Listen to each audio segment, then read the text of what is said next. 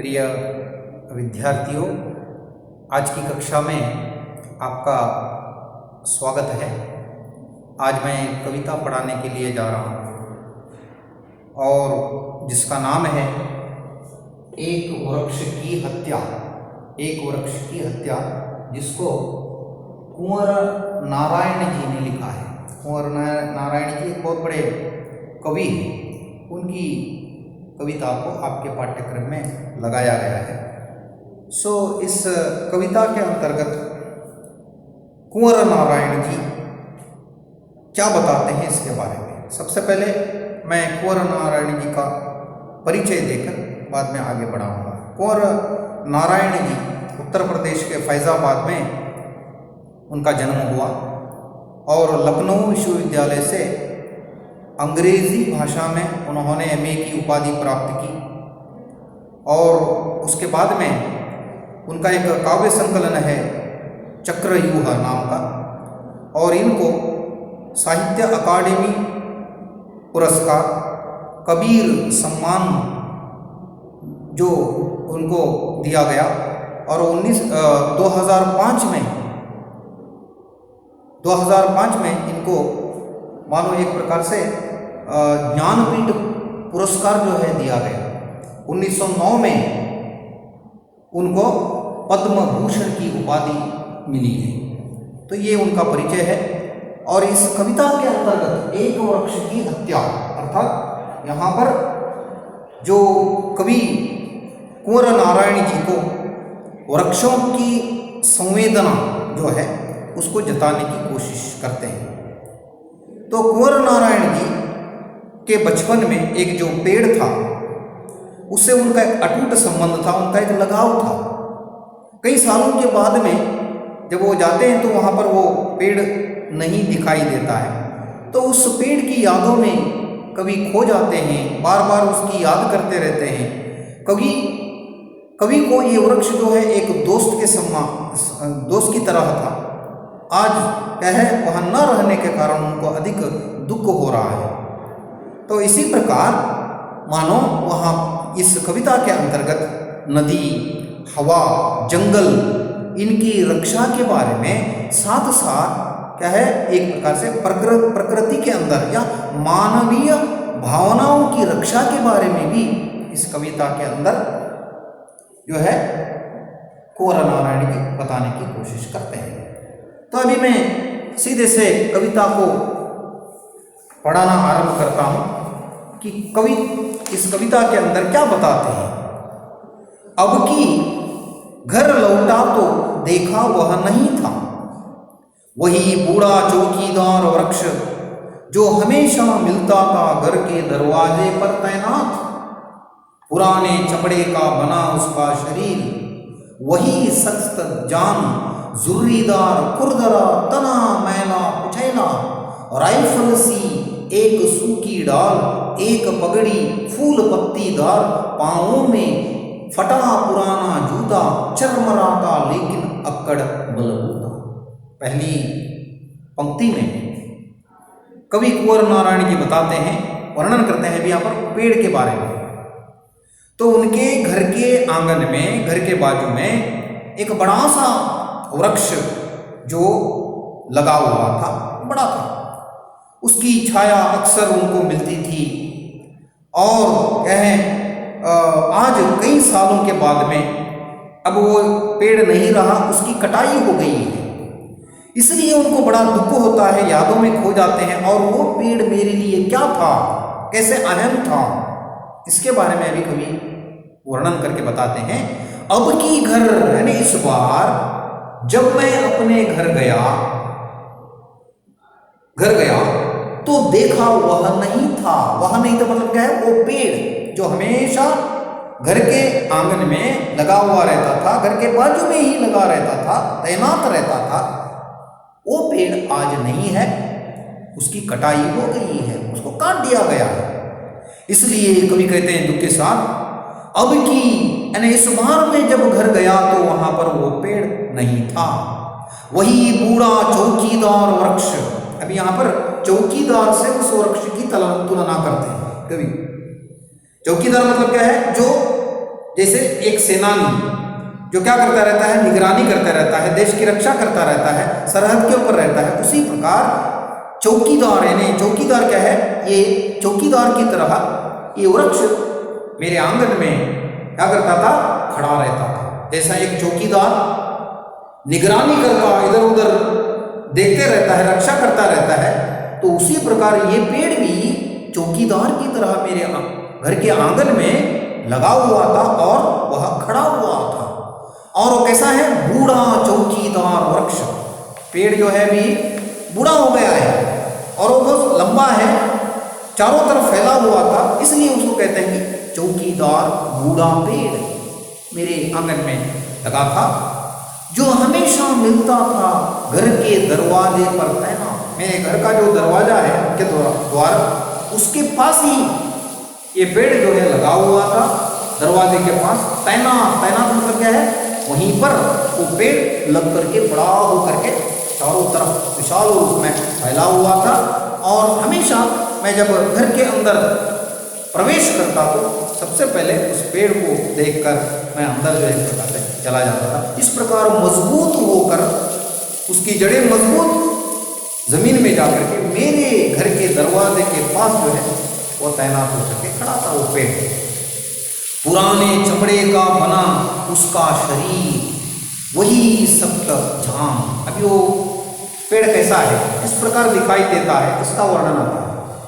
पुराने चमड़े का बना उसका शरीर।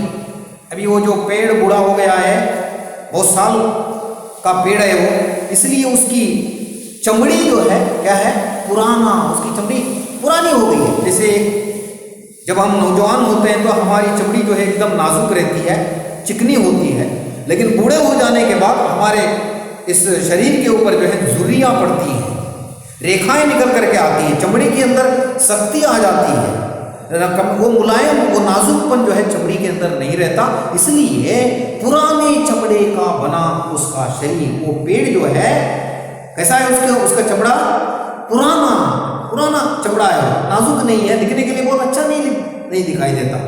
वही सख्त जान मतलब क्या है, एकदम मजबूत होकर के वो पेड़ जो है खड़ा हुआ है, वहां पर मेरे घर के दरवाजे के पास खड़ा था। जुर्रियोंदार खुरदरा तना मैला कुचैला। कैसा है दिखने के लिए वो पेड़, जुर्रियोंदार मतलब क्या है, रेखाएं।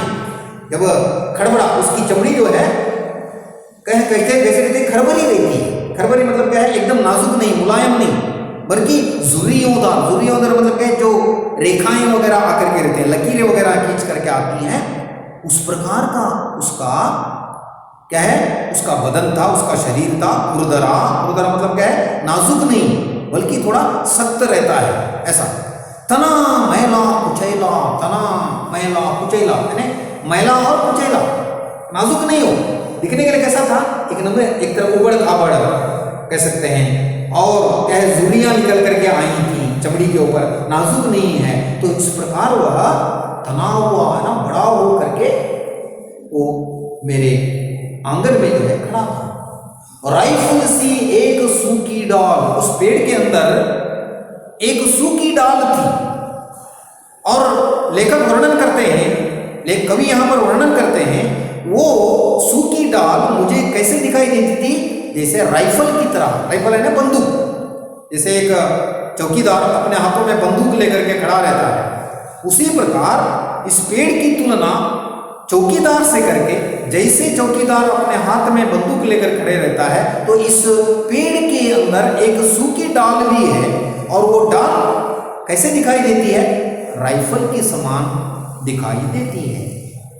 इसको कवि को एक पगड़ी फूल पत्तीदार, देखिए वर्णन करते हैं, एक पगड़ी फूल पत्तीदार, उस पेड़ के ऊपर के हिस्से में, टॉप कहते हैं उसको, या पगड़ी कहाँ बांधते हैं हम, सर के ऊपर बांधते हैं, सर के ऊपर पगड़ी जो बांधते हैं लोग सर के ऊपर बांधते हैं। अर्थात इस पेड़ के ऊपर के हिस्से में क्या है, फूल पत्तीदार, कुछ फूल खिले हुए हैं और पत्तियां लगी हुई हैं। पत्तीदार मतलब क्या है, पत्तियों से भरा हुआ, फूलों से भरा हुआ उस पेड़ का ऊपरी हिस्सा है ना, ऐसा। पांवों में फटा पुराना जूता। देखिए वहां पर वर्णन करते हैं, जैसे एक चौकीदार अपने पैरों में जूते पहन करके अलर्ट होकर के खड़ा रहता है, उसी प्रकार यहाँ पर कवि वर्णन करते हैं इस पेड़ रूपी या इस पेड़ रूपी जो चौकीदार है उसके पांव में, अर्थात यहाँ पर पेड़ के जड़ों के पास क्या है, फटा पुराना जूता।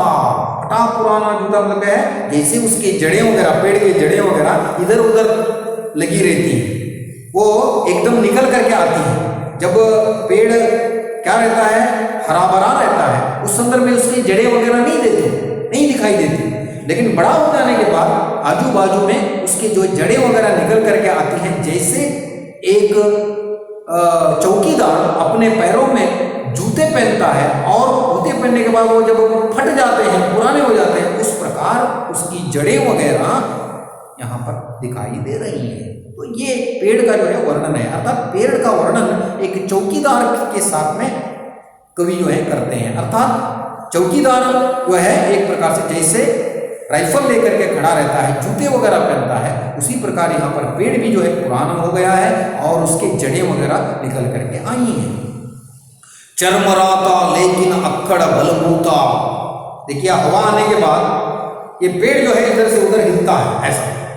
तो हिलने का मतलब क्या है, चरमराना कहते हैं उसको। इधर उधर हिलने के कारण आवाज आती है, चरमर या चरपर की आवाज आती है। तो इसलिए वो पेड़ बड़ा होकर के फैला हुआ है, लेकिन हवा के कारण क्या है, इधर से उधर डुलता है और हिलने के कारण चरमराने की आवाज सुनाई देती है। लेकिन अक्कड़ बलबूता, अक्कड़ बलबूता मतलब क्या, एकदम मजबूत हिलता है वो हवा में, लेकिन गिरता नहीं है, लेकिन जमीन में उसकी जड़ें गड़ी हैं, इसलिए एकदम मजबूत है ना। ऐसा पेड़ मेरे घर के दरवाजे के सामने खड़ा था। आगे कवि वर्णन करते हैं, धूप में, धूप का समय हो, है ना, बारिश का समय हो, गर्मी हो, सर्दी में हमेशा चौकन्ना अपनी खाकी वर्दी में। ये पेड़ कैसा था, धूप का समय हो, धूप के समय में हो या बारिश के मौसम में हो, गर्मियों के समय में हो या सर्दियों में ठंडी के समय में हो, हमेशा चौकन्ना अपनी खाकी वर्दी में। ये पेड़ जो है हमेशा चौकन्ना रहता। चौकन्ना रहना मतलब क्या, अलर्ट रहना। जैसे एक चौकीदार सरहद के ऊपर रक्षा करने के लिए खड़ा रहता है, चाहे वो बारिश का समय हो या ठंडी का समय हो या गर्मी का समय हो, राइफल लेकर के वो क्या करता है, एकदम अलर्ट रहता है, चौकन्ना रहता है, इधर उधर निगरानी करते रहता है। उसका मौसम का कोई असर उसके ऊपर नहीं पड़ता, वो हमेशा अपने कार्य में रत रहता है। उसी प्रकार ये पेड़ भी गर्मी हो, ठंडी हो, बारिश हो, क्या करता है, एक चौकीदार के समान वह खड़ा रहता था, मेरे आंगन में खड़ा था। जैसे एक फौजी क्या करता है, वर्दी पहन करके अपनी खड़ा रहता है, उसी प्रकार ये पूरे समय में, पूरे वातावरण में जो है वो ऐसा खड़ा रहता था। दूर से ही ललकारता कौन, जब मैं मेरे घर के करीब जाता, दूर से ही वो पेड़ मुझे कहता था, क्योंकि वो पेड़ मेरे लिए एक दोस्त के समान था। जैसे एक दोस्त अपने और एक दोस्त को बुलाता है, उस प्रकार ये पेड़ मुझे ललकारता, ललकारना मतलब है कहता, बुलाता, कौन आया है यहाँ पर, ऐसा कौन। मैं जवाब देता दोस्त, मैं उस पेड़ को कहता, देखो मैं तुम्हारा दोस्त हूँ, मैं दोस्त आया हूँ, मैं दूसरा और कोई नहीं, मैं तुम्हारा दोस्त हूँ। इस प्रकार क्या है, मेरे और पेड़ के बीच में एक रिलेशन, एक संबंध था, वो मेरा दोस्त था। और जैसे एक दोस्त को बुलाता है, उस प्रकार वह कौन कहता और मैं उसको जवाब देता, मैं तुम्हारा दोस्त हूँ। और पल भर को बैठ जाता, और उसके बाद में थोड़ी देर के लिए मैं उस पेड़ की छाया में बैठ जाता था, क्योंकि मैं दूर से आने के बाद थक जाता, इसलिए पेड़ की छाया में मैं थोड़ी देर के लिए बैठ जाता। उसकी ठंडी छांव में, यानी उसकी ठंडी छांव में अपने थकावट को दूर करने के लिए मैं थोड़ी देर के लिए वहां पर बैठ जाता। और दरअसल शुरू से ही था हमारे अंदेशों में कहीं एक जानी दुश्मन। अभी यहां पर कवि वर्णन करते हैं, दरअसल शुरू से ही था हमारे अंदेशों में। अंदेशों मतलब क्या है? मुझे संदेह हो रहा था कि शुरू से ही कोई ना कोई उस पेड़ का एक कोई दुश्मन था जो क्या करता है? पेड़ काटने वाला। शुरू से ही उसका कोई एक दुश्मन था जो क्या है? वो देख रहा था कब समय आएगा मैं उसको काटूंगा। सो इसलिए उस दुश्मन ने क्या किया? इस पेड़ को क्या किया? अभी काट दिया है। अभी वो पेड़ नहीं है यहाँ पर, लेकिन अभी उसकी याद मुझे सता रही है, इसलिए मैं उसके बारे में बता रहा हूं कि वो मेरे लिए कितना अहम था, कितना महत्वपूर्ण था वो पेड़, इसके बारे में मैं बता रहा हूं। तो इसलिए दुश्मन ने क्या किया? उस पेड़ को काट दिया कि घर को बचाना है लुटेरों से। अभी यहाँ पर अभी कवि कुंवर नारायण जी सारे मनुष्यों को या मानव जाति को क्या है? एक सावधान करते हुए बताते हैं आज हर कहीं दुश्मन है, अलग अलग प्रकार के दुश्मन है। एक तो पेड़ों को काटने वाले, प्रकृति को नाश करने वाले दुश्मन हैं। दूसरे क्या है? घर को बचाना है लुटेरों से। आज हमारे घर सुरक्षित नहीं है, कब कौन लुटेरा आएगा, कोई डाकू आएगा और हमारे घर को लूट करके चला जाएगा, मालूम नहीं है। इसलिए आज हमें सावधान होकर हमारे घरों को बचाना है। किससे? लुटेरों से बचाना है। शहर को बचाना है नादिरों से। इतना ही नहीं, बड़े बड़े शहरों को आज क्या करते हैं? नादिर लोग मतलब क्या है? आतंकी लोग या लुटेरे लोग कहते हैं उसको। नादिर किसको कहते हैं? जो लुटेरे होते हैं या आतंक बचाने वाले होते हैं, ऐसे लोगों को नादिर कहते हैं। इसलिए बड़े बड़े शहरों को ये नादिर लोग, आतंकवादी लोग क्या करते हैं? शहर को तहस नहस करते हैं, बर्बाद करने वाले हैं। इसलिए हमारे शहरों को ऐसे नादिरों से हमें बचाना है। इस प्रकार कवि यहाँ पर हर मनुष्य को सावधान करते हैं। देश को बचाना है देश के दुश्मनों से। इतना ही नहीं, आज देश भी जो है खतरे में आ गए हैं। कौन हमारा दुश्मन आकर के हमारे ऊपर अटैक करेगा, आक्रमण करेगा, हमारे देश को नाश करेगा, पता नहीं चलता। इसलिए सारे लोगों को कवि इस कविता के माध्यम से अलर्ट करते हैं, सावधान करते हैं कि आज हमारे देश को भी हमें क्या है? बचाना है। हर एक नागरिक का कर्तव्य है कि अपने देश को बचाना है। इसलिए देश को बचाना है देश के दुश्मनों से। आज देश के दुश्मन भी बहुत सारे हो गए हैं, कौन दुश्मन है मालूम नहीं पड़ता। इसलिए इन देश के दुश्मनों से हमें अपने देश को आज़ाद करना है, उसकी रक्षा करना है, उसकी सुरक्षा करना है। ये हम सबका कर्तव्य है। इस प्रकार यहाँ पर कवि कुंवर नारायण बचाते हैं। उसके बाद अभी प्रकृति में जाकर कवि किन किन चीज़ों को बचाने के बारे में यहाँ पर मनुष्य को बताते हैं। बचाना है नदियों को नाला हो जाने से। आज जो बड़ी बड़ी नदियाँ थी हमारी, गंगा नदी या क्या है ब्रह्मपुत्रा, जो कुछ भी गोदावरी जैसे बड़े बड़े जो नदियाँ थी, आज क्या है? वह सूखते जा रही हैं और आज उनकी बहने की दशा नाले के समान हो गई है। पहले तो लगातार उनका पानी बहता रहता था, लेकिन आज नदियाँ सूखती जा रही हैं और सूखने के कारण क्या हो गया है? नदी आज नाले के समान होती जा रही है। इसलिए कवि कहते हैं नदियों को नाला हो जाने से बचाना है। नदियों के अंदर प्रदूषण वगैरह न फैला करके उसको उसकी प्रकृति के अंदर उसको बचा करके हमेशा बहने के समान उसको बना करके रखना है। उसको नाला हो जाने से हमें बचाना पड़ेगा। हवा को धुआं हो जाने से, आज देखिए जो पवित्र और शुद्ध जो हवा हमें भगवान से जो मिलती है, जिसके कारण हम अपनी सांस जो लेते हैं और छोड़ते हैं, आज हवा भी प्रदूषित होती जा रही है।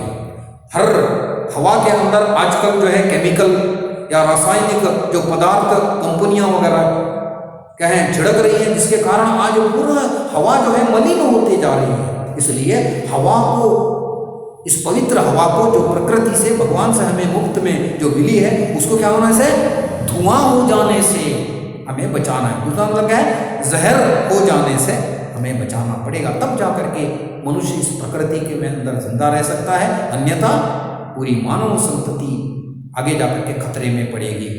खाने को जहर हो जाने से, देखो खाना मतलब क्या है, जो भी आज हमें अन्न मिलता है, जो खाद्यान्न जो मिल रहा है उसके अंदर जो है मिलावटी है। आज पवित्र रूप में, शुद्ध रूप में कोई भी अनाज हमें नहीं मिलता, सब कुछ मिलावट और मिल रहा है। और इसको खाने से आजकल क्या हो रहा है, उसके ऊपर रासायनिक वगैरह छिड़कने के कारण क्या है, उसके अंदर सुंदरता तो आ गई है, लेकिन अगर खाने के बाद उसका असर हमारे शरीर के ऊपर, हमारे शरीर के अंगों के ऊपर जो है एक प्रकार से पड़ रहा है। इसलिए खाने को जहर हो जाने से बचाना है। आज जो अन्न है, जो खाद्यान्न है, उसको हमें क्या करना है, अलग अलग प्रकार के रासायनिक पदार्थों को न छिड़क करके उसको पवित्र रूप में, शुद्ध रूप से रहना है, उसके अंदर जहर वगैरह न डालना है। इस प्रकार कवि कुंवर नारायण जी मनुष्य को कहते हैं। बचाना है जंगल को मरुतल हो जाने से। आज जो जंगल है और उसकी कटाई हो रही है, इसके कारण जैसे हम रेल की पटरियों को बिछाने के लिए या क्या है, एक प्रकार से हवाई अड्डों को बनाने के लिए या अन्य कोई कारणों से क्या करते हैं, आज जंगलों को नाश करते जा रहे हैं। इसलिए आज हमें ऐसे जंगलों को बचाना पड़ेगा। अगर नहीं बचाएंगे तो एक दिन पूरा जंगल क्या है, मरुथल है ना, मरुभूमि के समान हो जाएगा और वहां पर कुछ भी न बोया जाएगा और मरुभूमि के समान जंगल वगैरह हो जाएंगे। इसलिए हमें पूर्व रूप में उसकी तैयारी करके जंगलों को वगैरह बचाना है, उस हरियाली को हमें बचाना है। बचाना है मनुष्य को जंगल हो जाने से। अंत में कवि सावधान करते हुए मनुष्य को कहते हैं, हे मनुष्य को जंगल हो जाने से। जंगल हो जाने का मतलब जंगली हो जाने से। आज मनुष्य क्या है, प्रदूषण फैलाकर, रासायनिक पदार्थों को कर छिड़क कर अपने स्वार्थ के लिए पूरे क्या कर रहा है, मानो एक प्रकार से जंगली होता जा रहा है। इसलिए आज मनुष्य प्राणी से भी, जानवरों से भी बदतर होता जा रहा है। इंसानियत नाम की चीज नहीं है। इसलिए कवि कहते हैं, आज हमें मनुष्य बनकर, मानव बनकर, इंसानियत हमारे अंदर रखकर हमें रहना है। लेकिन जंगल है ना, जंगली होने से, जंगली हो जाने से मतलब क्या है, जंगली मनुष्य के अंदर कोई सभ्यता नहीं रहती है। इसलिए हमें अच्छा मानव बनकर, मनुष्य बनकर, प्रकृति की रक्षा वगैरह करके इंसानियत नाम की चीज को बहाकर हमें इस दुनिया के अंदर रहना है, प्रकृति को बचाना है, मानव जाति को आगे लेकर के जाना है। इस प्रकार कवि इस एक वृक्ष की हत्या इस कविता के माध्यम से एक तो प्रकृति की चीजों को बचाने के बारे में भी कहते हैं और साथ ही साथ क्या है, मानव की संतति को भी जो है एक प्रकार से बचाकर इन सारी चीजों की, मानवीय भावनाओं की रक्षा करने के बारे में कवि इस कविता के अंदर क्या है, संदेश के रूप में बताते हैं। तो इस प्रकार मानो ये कविता यहाँ पर समाप्त हो जाती है और बहुत ही आसान ये कविता है। इसको आप पढ़िएगा और जो है प्रश्नोत्तर वगैरह इसके लिखिएगा। तब तक के लिए आपसे विदा लेता हूँ। धन्यवाद।